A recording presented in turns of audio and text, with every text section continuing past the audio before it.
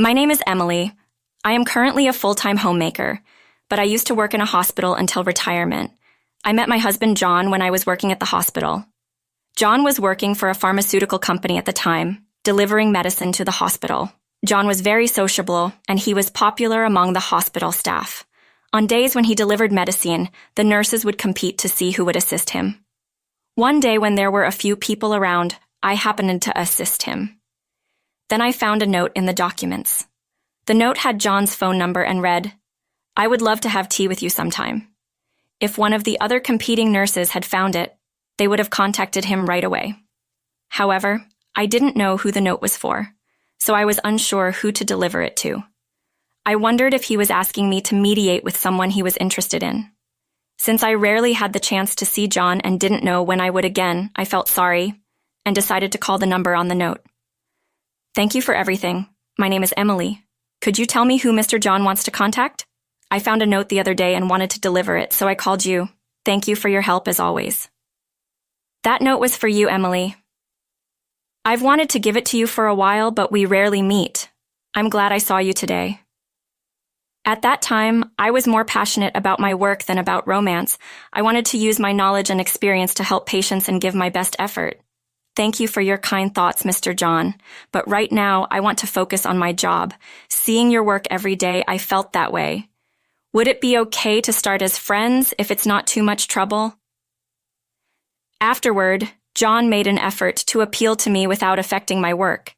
It was my first time being pursued like this, and I was surprised by John's passion.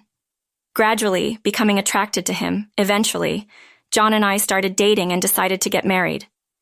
We had kept our relationship a secret from our co-workers, so they were surprised when we announced it.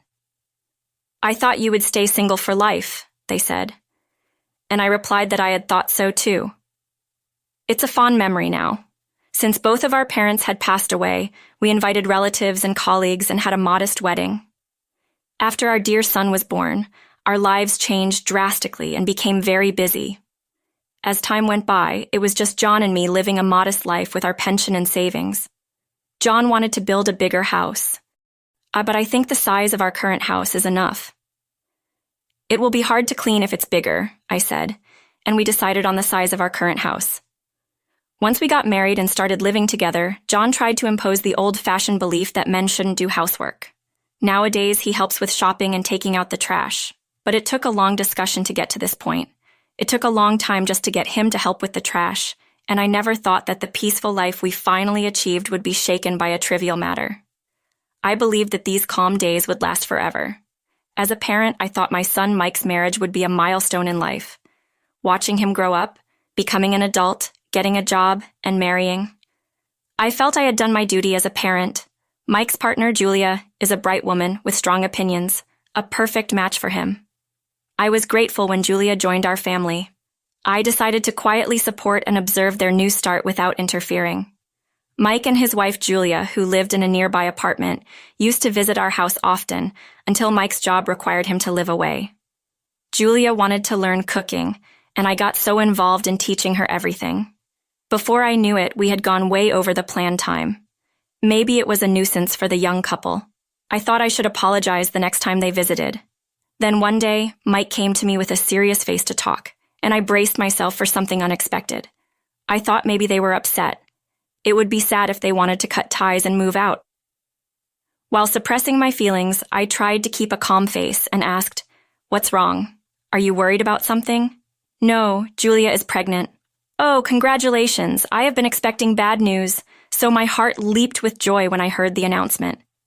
Under normal circumstances, Julia would have been taken care of at her parents' house until the birth, but it seems she has no relatives. Even so, living alone while pregnant is worrisome, and finding an obstetrician at Mike's new job location would be difficult.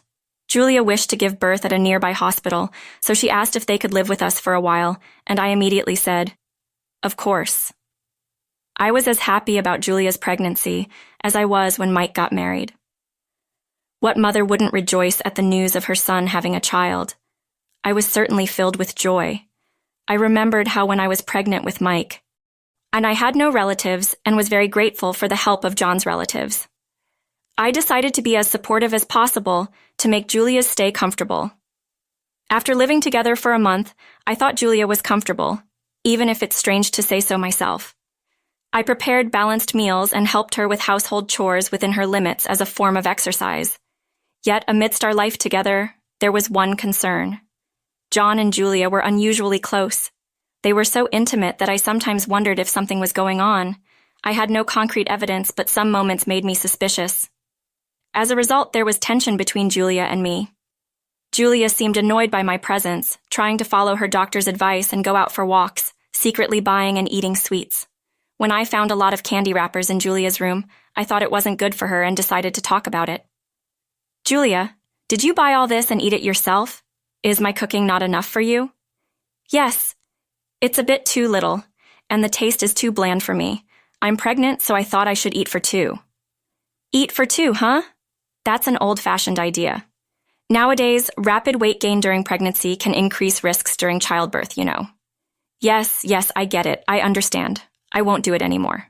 Is that okay now?" Since I also lost my parents early, I understand how Julia feels. Being without relatives is lonely, but it also means living without nagging and doing things my way. Probably I am an unwelcome presence to Julia. After that, Julia and I had several clashes. Not all issues could be overlooked. For example, when Julia complained that her doctor advised her she was gaining too much weight, I reduced one side dish from her meals. "What? You're reducing it again? It's already too little." "Yes, I am, but I've added more ingredients to the soup." You might think you're being considerate, but isn't this like mistreatment? I want to let her eat whatever she likes, but I must be strict for the health of mother and child. I knew constant restrictions could be stressful, so I tried to create satisfying meals even in small quantities. The flavor might be lighter, but I made efforts like making rich stock or using soy meat. I realized these efforts were in vain when I came back from shopping one day. Something felt different. As I went to the bedroom and noticed my duvet was missing, searching for it, I found it thrown in the garden. The duvet had absorbed the muddy rainwater from yesterday, looking miserable. As I stood dumbfounded, John and Julia came near, laughing. Even someone as insensitive as me could guess who did it by their behavior, but I had no idea why they would do such a thing. "John, Julia, what's this about? What's going on? Don't you understand? A pension-eating parasite like you should just sleep in the garden, right? What kind of talk is that? There's a limit to joking. I'm telling the truth. It's only because your husband worked hard that you got a pension, right? And yet, here you are, an old woman doing nothing at home, acting all high and mighty. Isn't it funny bullying your son's young wife? You must be having a great time. A terrible old lady like you deserves to be thrown out of the house, right?" As Julia said this, she leaned against John, who also showed a not-so-displeased smile. "So you're enjoying bullying your daughter-in-law? Pathetic. If you can't accept it, leave."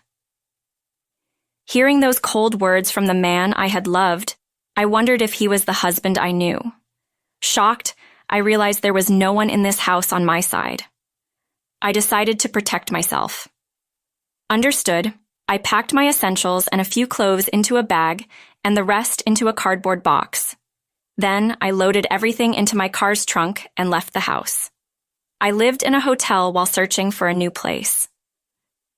2 weeks into my hotel stay, John sent a message asking if I had reflected on my actions, but I ignored it. I ignored all calls. The voicemails and messages were one-sided accusations, so I saved them, thinking they might be useful in a future divorce case. It was time for me to start looking for a place to live. I wanted somewhere peaceful, a place where I could relax. While thinking of consulting a real estate agent about a new place, I received a call from my sister-in-law, Rose. Hi, Emily. It's been a while. Are you doing okay? Sorry for the sudden call. Oh, hi, sister-in-law. It's been a long time. I'm fine. It's nice to hear your voice. Listen, I have a favor to ask. Like last time, could I stay with you for a few days? Is it a bother? Usually hard to reach, she said she was on a longer break from her activities. I wanted to meet and talk right away, but considering my current situation, I couldn't give an immediate answer. Of course, I'd love to. Please do, but I've left home, and I'm living in a hotel right now. Really? Can I get the address of your hotel then? It sounds like a complicated story. Shall we meet and talk about it? As I told Rose the address over the phone and sent the hotel location through the messaging app, she came right over. I apologized for not being able to welcome her properly, but she said she had been nearby on other business. Anyway, after ordering room service and enjoying pleasant conversation, I brought up the main topic. So, Julia wanted to return to her hometown for childbirth, but since she has no relatives, she ended up living in our house and now she's staying there. Julia, that's Mike's wife, right? What happened between you two?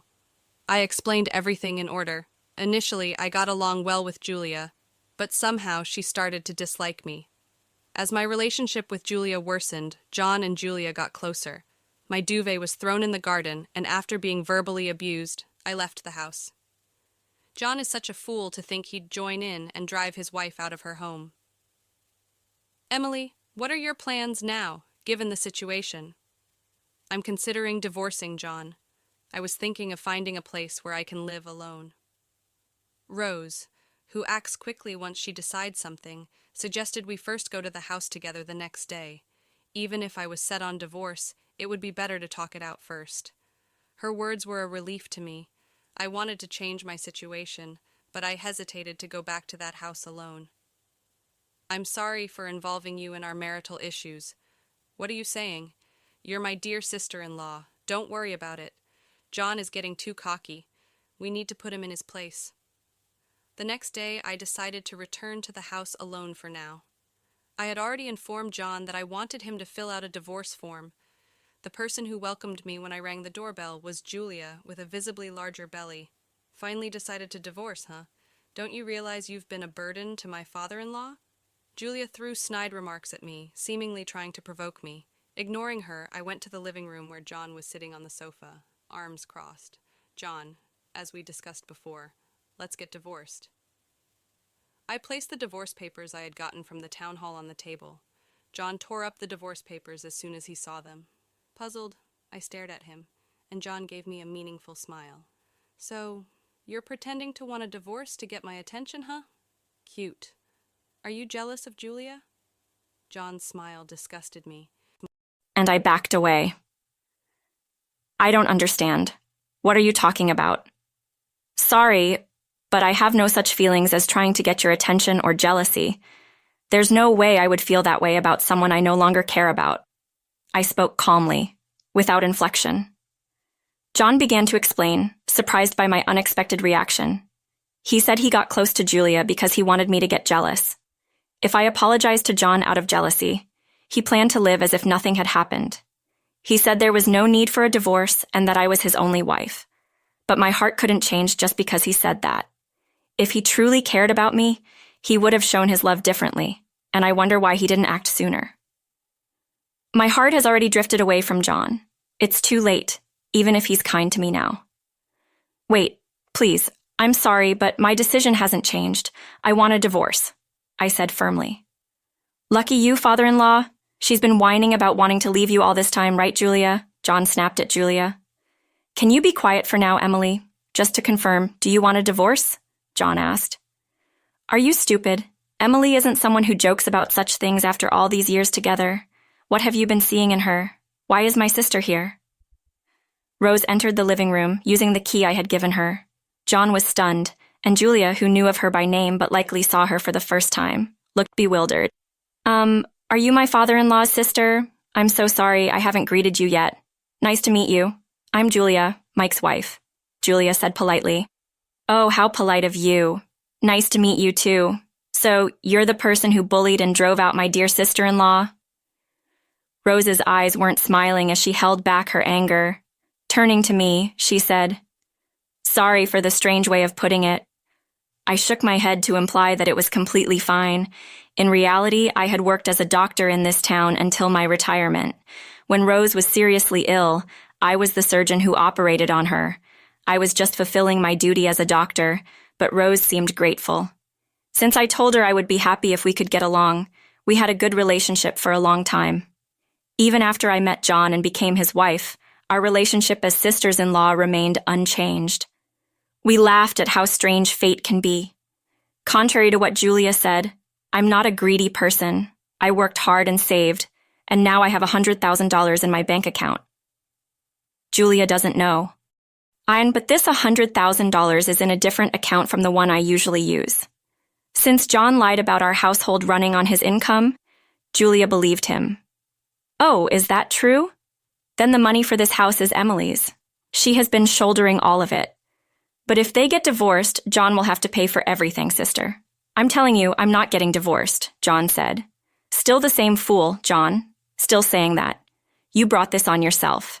If you had empathized with Emily's feelings, this wouldn't have happened, Rose said as she casually pulled out the divorce papers she had obtained from the city hall and placed them on the table. It was a good thing she brought several copies, in case of any mistakes. I'm serious. No matter how long it takes, I will divorce you. I no longer want to be part of your family. Please understand that, I said, leaving the two of them in shock. I left the room with Rose.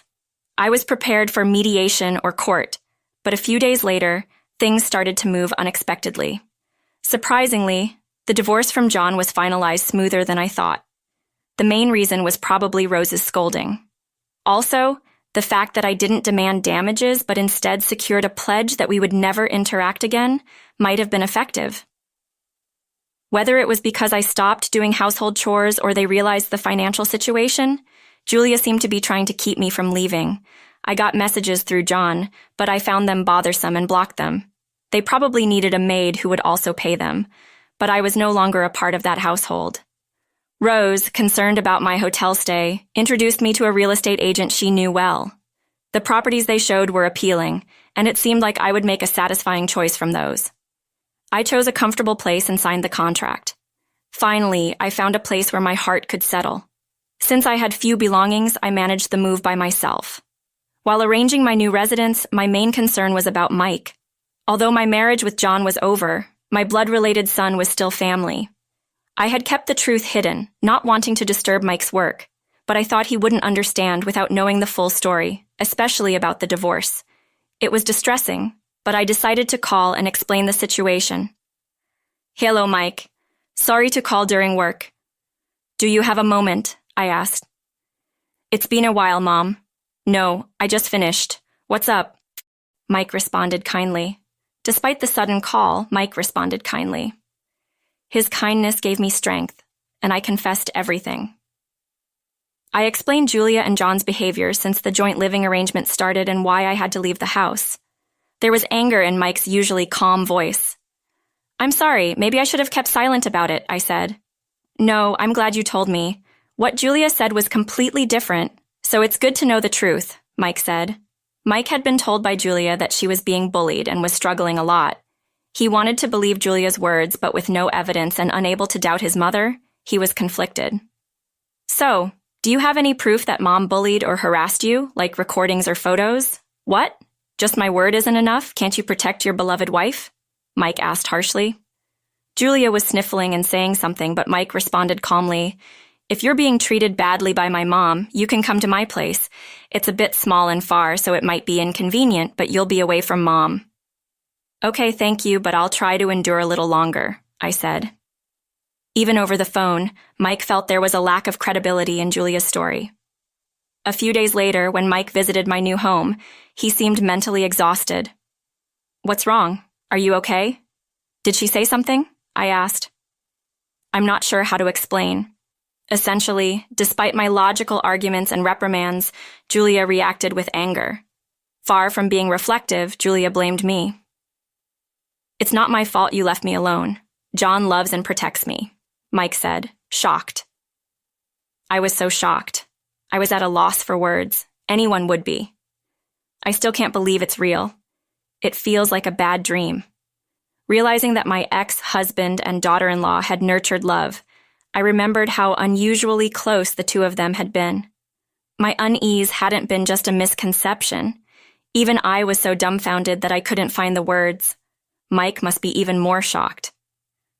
Anyway, I can't continue as a couple with Julia. I'm thinking about divorcing her. And I also want to reconsider how I interact with Dad as a family, Mike said. That's understandable. I respect your decision, Meek. I'll help with anything, so feel free to talk to me anytime, I replied. Thanks, Mom. I'll take care of it, Mike said. Julia thought Mike would apologize and they could restart as a couple.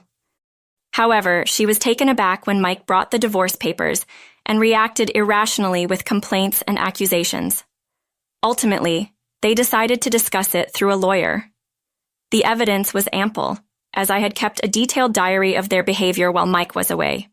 Thanks to a capable lawyer, the divorce was finalized, with Julia being found responsible. After the divorcee, the self-centered Julia tried to marry John, but he refused, concerned about public opinion, which infuriated her. Julia left the house once but couldn't stand living frugally alone, having gotten used to a lavish lifestyle. Consequently, they awkwardly continued living together in the large house. Meanwhile, Mike and I started moving forward in our lives. Mike gained custody of his child, Noel, and began living as a father and son in a small apartment. While Mike worked from home, there were times he couldn't take care of Noel. During those times, I would go over to look after the very cute and tiny Noel. Despite various feelings towards Julia, I reminded myself that the child is innocent. I've also grown accustomed to life in my new home. During the first week of having time for myself, I thought free time is the best and enjoyed it immensely. But gradually, I felt restless doing nothing and started cleaning places I'd been putting off. This kick-started my energy, and before I knew it, my house was sparkling clean.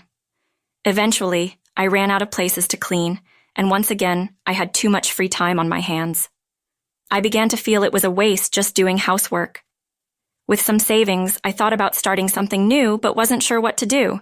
Considering it a chance for a fresh start, I thought about using my experience. When I discussed it with Mike, he said, "Mom, you can do many things, but why not start something different? You have many hobbies. How about posting videos? Some people watch or listen to household videos while doing something else. Even if there's no need, it's good if you enjoy it, right?" I thought video posting was only for the young, but research showed people of all ages use it to express themselves. Seeing others make videos like a diary, I felt I could do it too. Still, starting without knowing anything was a bit scary, so I decided to get advice from Rose, who has a video channel. "Thank you always. You've helped me so much," I said. "Don't be silly. Even if we're not legally sisters anymore, Emily, you're my dear sister." "Of course." "I support your new start," Rose replied. "Thank you. Let's go out whenever we have time without hesitation." "And I support your video efforts too," I said. Following Rose's advice, I gathered equipment and posted a trial video, which received more response than expected. The comment section had many questions. Just answering them seemed enough to make several more videos. I was touched by the kindness of experienced video creators who were so helpful to someone with no connections. Now I post once a month, gradually increasing the number without overdoing it. The steady increase in subscribers motivates me to create better videos. Starting something new might seem impossible or difficult, but I believe my eagerness to learn has saved lives during my time as a doctor. I plan to keep challenging myself in various fields, maintaining a mindset of daily learning. All right, everyone's presentations are done. Nick, the manager, said as he tried to move the discussion forward. "Excuse me, I haven't. I recently found out something." Nick interrupted me and began to speak. "There's apparently someone in this department who didn't graduate high school and is just a part-timer. Meetings should be for employees only." "Absolutely right." His lackey, Mike, of course, agreed with Nick. "I'm leaving." After leaving the meeting room, I started to shut down my computer. I noticed that an email had arrived, not in my personal inbox, but in the company's shared email. Thinking, there's no point in speaking up, no one will listen, I went home quietly. The next day, I heard a commotion from Nick's desk. He was staring at his computer screen, his face pale. "Nick, is something wrong?" Mike looked at the screen with him. And he turned even paler than Nick. Why is he so angry? Knowing the reason for Mike's distress, I thought to myself, serves them right. My name is Adam. My mother passed away when I was in the 9th grade, and I was raised by my father. Well, you could hardly call it being raised. After my mother passed, my father changed. He drowned his sorrows in alcohol, and though he still went to work, he squandered our living expenses on horse racing. Because of that, I had to start working part-time as soon as I entered high school. Every month, I went to the convenience store with bills in hand that couldn't be auto-deducted from my father's account. Even though I endured it because I didn't want to be alone, I reached my limit in my second year of high school and dropped out. I found a live-in job at a distant inn. Thank you for everything. The day I left home, my father, still staring at the TV, spoke. Take care. That was our last conversation. Back then, 18 wasn't the age of majority, so I needed my father's permission to work, and I couldn't hide my place of employment. Yet, my father never visited me even once. I kept working just to survive, and before I knew it, I was 42. Years of hard work paid off, and I was transferred to the headquarters. I was thrilled to be recognized by the company, as I thought I'd be working in the field until retirement due to my lack of formal education. Listen up. Our work can change the future of our employees. Don't drag us down. On my first day after the transfer, Nick, dressed in an expensive suit, spoke sternly. There was a reason for this. Our inn was located in a prominent tourist destination, known so well that everyone in the state could sing its commercial jingle. At its peak, we had 5 locations within the state. But that was long ago. Due to financial difficulties and aging facilities, only the place where I had worked for many years and the original establishment remained. I was prepared to lose my job anytime, but now there was a glimmer of hope. With the rise of social media, the tourist area where the inn was located started gaining attention again. Depending on how hard the sales department, where I was transferred, worked, we could either thrive or be forced to give up this prime location to the new hotel chains continuously popping up. For Nick, who had switched careers from another industry to strengthen our sales, this was a battle he couldn't afford to lose. I understood why he had to be strict. I will do my best. Nick sneered at my enthusiastic declaration. Did you not hear what I said? I'm sorry. I thought I was listening carefully. Out of habit from years of customer service, I apologized reflexively, though I had no idea what had offended him. Someone was watching me with a smirk. In this department, there are those who are expected to excel and those who have been shoved here because they have nowhere else to go. You are the latter. It was Mike, the section chief. He's 7 years younger, at 35. But he was called to headquarters much earlier than I was and had been moving around within the headquarters ever since. I'm not jealous, but I can't accept that he's my boss. Graduating from a prestigious university, he has an unusually high pride and caused many problems as a newbie, making things very difficult for me when I was the front desk leader. When I found out Mike was transferred to the sales department a month before me, I was disheartened. Mike is right. With just a middle school diploma, there's not much you can do. Don't even think about achieving results. As if I didn't exist, Nick remarked, I'm thirsty. Mike eagerly ran to the coffee maker. It seems Mike is Nick's lackey. I regretted being happy about my transfer to headquarters, wishing I had stayed on site forever.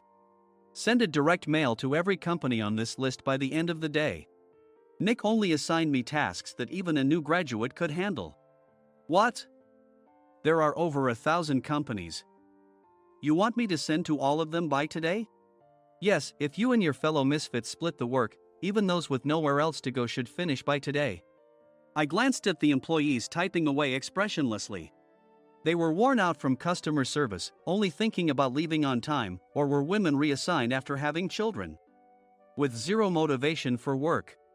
Even Sam, a new graduate from the same university as Mike, who was supposed to be among the expected achievers, had no enthusiasm for the job, having joined the company wanting to do customer service. I don't care what they say, I plan to quit anytime, he said. Only Nick and Mike were highly motivated, making all the decisions between the two of them. I originally only wanted to work at the inn to survive and had no particular attachment to this job. I swallowed my words, thinking I had no right to reprimand them. About a month after the transfer, Nick told us with a frustrated look. To commemorate the 50th anniversary, we've decided to create a plan exclusive for one group per day. Originally, Mike and I were supposed to come up with it, but our president, Mr. Thompson, insists on hearing everyone's opinions. So, you all get a chance. As Nick explained, Mike began handing out prints. Make sure not to embarrass Nick. If your ideas are half-baked, you'll have to redo them. It seemed that they had printed his handwritten notes by Mr. Thompson, which included several questions and a section for free responses. It made sense why Nick had to seek our input, given that all responses had to be submitted to Mr. Thompson. We were given a week to think about it, and a meeting was scheduled to compile our ideas. My plan is to let guests enjoy both the old and modern America. Nick began the presentations. Guests would watch a master confectioner at a nearby traditional sweet shop make sweets in front of them. The welcome drink would be premium tea in a bottle. Nick's plan was certainly attractive. After his presentation, Nick called on us to present in the order we were seated. Just as I stood up for my turn. "All right, everyone's presentations are done." "Excuse me, I haven't. I recently found out something." Nick interrupted me. "There's someone in this department who didn't graduate high school and is just a part-timer." He was likely talking about me. I joined the company as a part-timer and was made a full-time employee when I turned 20. That was 20 years ago, so Nick and Mike probably had no chance to know until recently. Meetings should be for employees only. Absolutely right. After that, Nick kept creating opportunities to solicit everyone's opinions, purposefully excluding me from speaking. The meeting unexpectedly heated up and went past the scheduled end time. A few people asked to leave, and the discussion continued with the remaining few. "Still here?" Normally, you'd leave in that situation. Though I had no attachment to the job initially, hearing kind words from customers made me want to make them happier. For someone like me, with nowhere to go, the inn was my home and customer service was my life. I felt pathetic about my current self. "I'm leaving." I left the conference room and started shutting down my computer. I noticed an email had arrived, not in my personal inbox, but in the company's shared email. Thinking no one would listen to what I had to say anyway, I quietly went home. The next day, while preparing the DM as instructed, I heard a commotion from Nick's desk. In his haste to stand up, he hit his knee on the desk. He stared at his computer screen, his face pale. "Nick! What's wrong?" Mike, thinking he should be the first to rush over, approached Nick while still wearing his coat. He peered at the screen with Nick. And he turned even paler than Nick. Why is he so angry? Who is responsible for this company? Nick, more irritated than ever, asked, and Mike answered without checking. Probably Sam.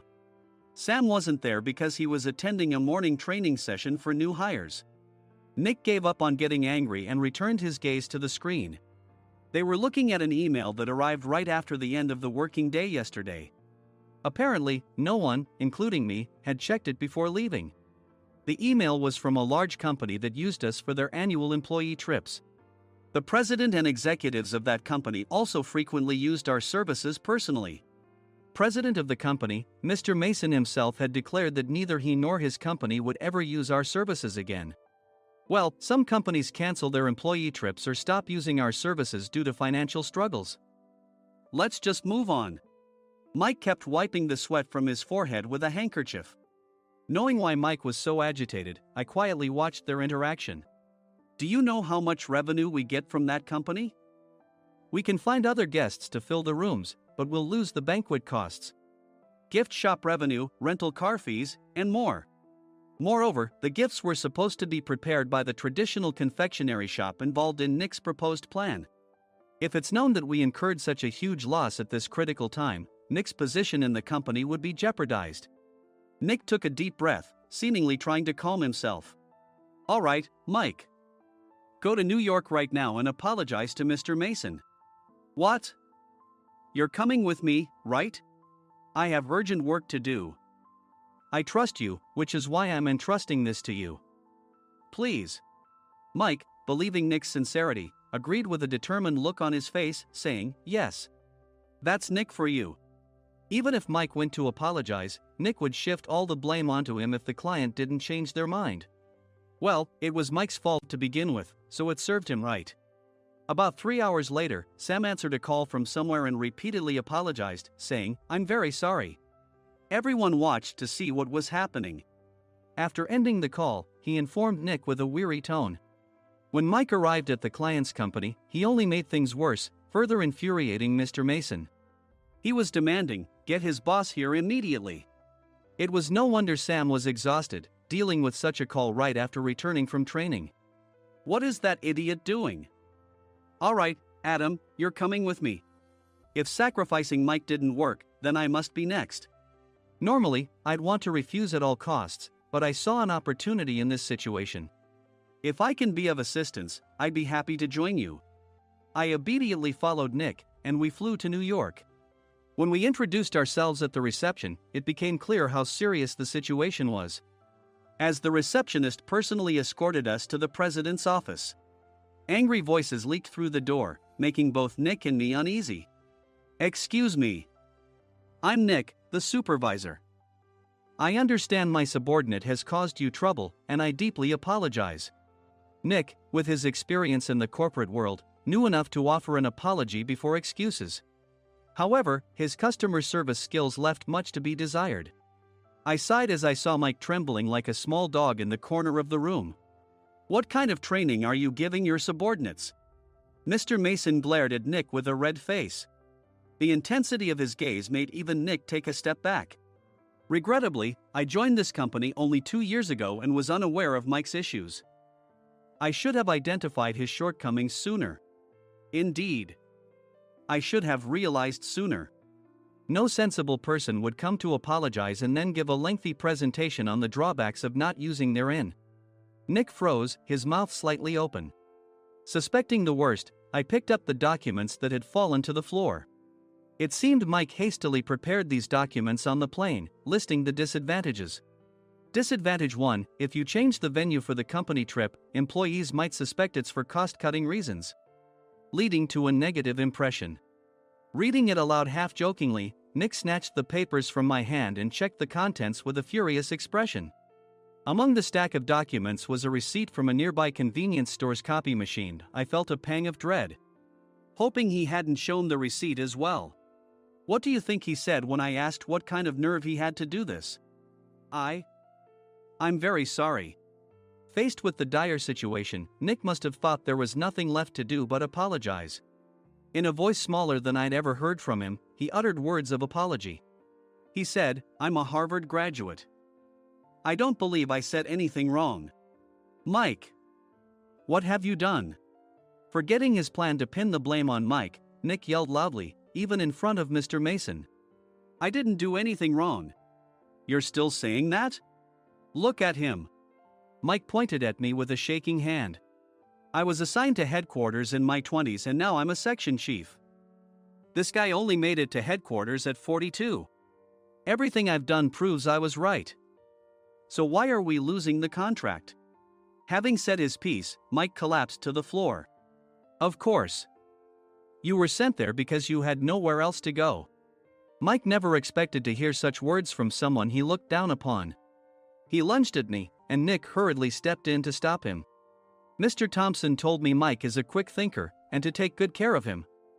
There's no way he was pushed aside. Don't make things worse here. He didn't say quick thinker, he said only quick-witted, didn't he? I don't remember that part. I recalled the many troubles Mike caused when he was a newbie. When Mike was on the front line, his pride was so high that he never apologized to customers. Customer service, especially in our job, doesn't work alone. It brings both good and bad situations. If the front staff or housekeepers made mistakes, or the cleaning company didn't properly clean a room, one had to apologize to the customers regardless of personal fault. Mike, in such situations, would never apologize, insisting he wasn't at fault. This often angered customers, and as the front desk leader, I frequently had to apologize on his behalf. He caused complaints and disrupted operations, which is why he was quickly moved to headquarters.